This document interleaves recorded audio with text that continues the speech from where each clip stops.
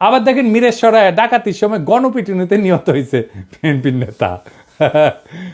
আবার দেখেন CC camera ভেঙ্গে রাজধানীর বাসাবাড়িতে বিএনপি নেতার নেতৃত্বে ডাকাতি। ঢাকায় আইন শৃঙ্খলা পরিস্থিতির অবনতি নিয়ে তাহলে আমরা কারে দোষ দেব? শুধু কি একটা ঘটনা? এই যে দেখেন 23শে ফেব্রুয়ারিতে চকরিয়া থানার লাগোয়া বাড়িতে ডাকাতি করতে গেছে বিএনপি নেতা সহ গ্রেপ্তার হয়েছে 3 ডাকাত। আওয়ামী লীগ আতঙ্ক এবং অস্থিরতা তৈরি করতে 300 পেশাদার ডাকাত হায়ার করেছিল, দেখেছেন না? ওদের গ্রেপ্তার করা হয়েছিল এবং ওরাই কিন্তু কইছে যে স্বীকারোক্তি দিছে আওয়ামী লীগ ওদের হায়ার করেছে। আগে শুনতাম ফুটবল প্লেয়ার হায়ার করে, এখন দেখেছি ডাকাতও হায়ার করে। শুধু আওয়ামী লীগ না, বিএনপির কর্মীরা ডাকাতি করেছে। যে রাজধানীর শান্তিনগরে ডাকাতির সময় 10-12 জন যুবদল কর্মী অস্ত্র সহ ধরা পড়েছে। কেন্দ্রীয় যুবদলের কি অবস্থান কিছু কইছে?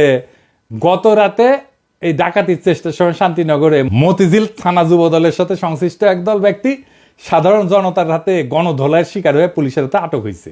অভিযোগ হয়েছে মতিঝিল থানা যুবদলের সদস্য আল মাহমুদ রাত সহ 10 থেকে 12 জন যুবদল কর্মী ডাকাতির সময় অস্ত্র সহ ধরা পড়ে। তাদের কাছে পিস্তল দেশীয় অস্ত্র ছিল জানা গেছে। কে কে গ্রেপ্তার হয়েছে আর নামটা আমার কই কি? 1 নম্বর হইতেছে মাহিদুর রহমান মোহন, ওই ঢাকা কলেজ ছাত্র দলের সদস্য। নয়ন বলতেছে যে আমার সাথে ছবি তুলিছে অনেকে, সেই ছবি দিছে, এরা দলের ওই রকম লোক না, ছোটখাটো। আগস্টের পর এই রবিউল ইসলাম নয়নি নিজে ইসলামী ব্যাংক দখল করতে গেছিল সহ।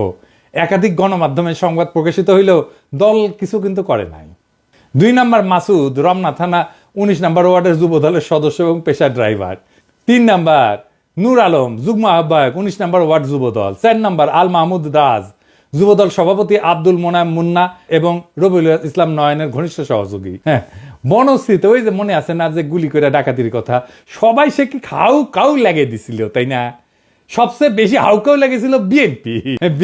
তো ইউনুস অথর্ব, ইউনুস খারাপ, ইলেকশন দিয়ে সরে যাক, তারপর আমরা দেখমুনি ক্যাঙ্কা করে দেশ চালানো লাগে।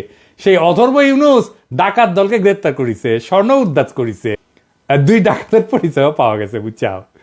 1 ডাকাত হইতেছে আওয়ামী লীগের পোস্টেড নেতা, আর আরেক ডাকাত বিএনপির পোস্টেড নেতা, স্থানীয় শ্রমিক দলের দপ্তর সম্পাদক। বিএনপি আর আওয়ামী লীগ মিলমিশ করে করিচ্ছে। আবার দেখেন নড়াইলে ডাকাতির ঘটনায় এনএসআই কর্মকর্তা এবং বিএনপি নেত্রীর ছেলে কারাগারে। এবার আসেন দেখি বিএনপি কি বলে দেশের এই আইন শৃঙ্খলা পরিস্থিতি নিয়ে।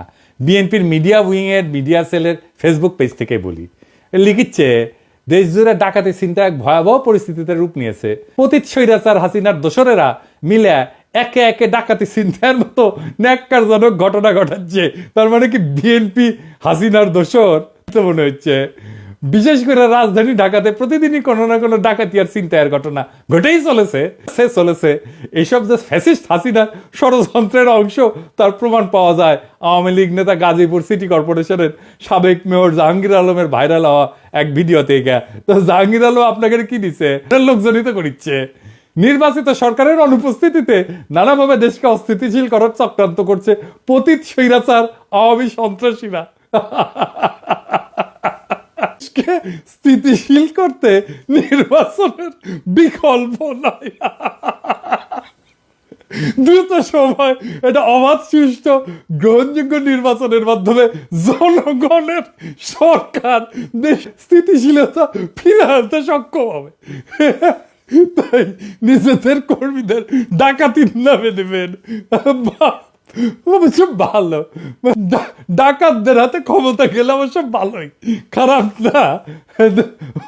ঘরের ডাকাতি করবে না, ওই ব্যাংক ট্যাঙ্ক রাষ্ট্রীয় কোষাগার ওগুলোতেই ডাকাতি চলবে আর কি। যাই হোক, কি অবস্থা জিন্দগি, এত হাসি নেই কলে, এত যে হাসির ব্যবস্থা করে দিছে বিএনপিকে ধন্যবাদ। আনন্দের উপলক্ষ পাওয়া দরকার, খালি তো মেজাজই খারাপ থাকে। তো দেখছেন না, আনন্দেরও উপলক্ষ আছে। বিএনপির মধ্যে কোনো লজ্জা নাই, এই যে এত কিছু হচ্ছে কোনো লজ্জা নাই।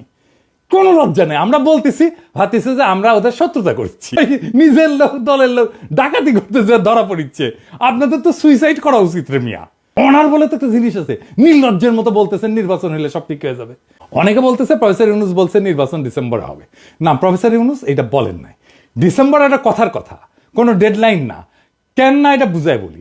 প্রফেসর ইউনূস সংস্কারের বিষয়ে একটা ঐক্যমতের কাজ শুরু করছেন মার্চ থেকে, তাই না, ঘোষণা দিয়ে। তিনি সেখানে দারুণ একটা পদ্ধতির অনুসরণ করছে। বিএনপি বলতেছে নির্বাচনের জন্য ন্যূনতম সংস্কার যতটুকু ততটুকু কইরাই নির্বাচন।